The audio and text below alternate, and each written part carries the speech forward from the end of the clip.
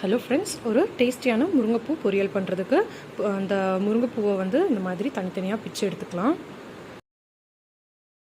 அடுத்ததாக கடாயில் கொஞ்சமாக தேங்காய் எண்ணெய் ஊற்றிக்கலாம். எண்ணெய் நல்லா சூடானதுக்கப்புறமா கொஞ்சமாக நசுக்கின பூண்டு, கருவேப்பிலை, 2 காஞ்ச மிளகா, ஒரு கைப்பிடி அளவு நறுக்கின சின்ன வெங்காயம், இது எல்லாத்தையுமே நல்லா வதக்கிக்கலாம். கூடவே தேவையான அளவு உப்பு ஆட் பண்ணிக்கலாம். வெங்காயம் நல்லா வதங்கினதுக்கப்புறமா முருங்கைப்பூவை ஆட் பண்ணிக்கலாம்.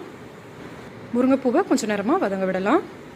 முருங்கைப்பூ ஒரு அளவுக்கு வதங்கினதுக்கப்புறமா இதில் ஒரு முட்டையை உடச்சி ஊற்றிக்கலாம். இப்போது இது எல்லாத்தையுமே சேர்த்துட்டு நல்லா கலந்து விட்டுறலாம். முட்டை கொஞ்சம் வேகிற வரைக்கும் வெயிட் பண்ணலாம்.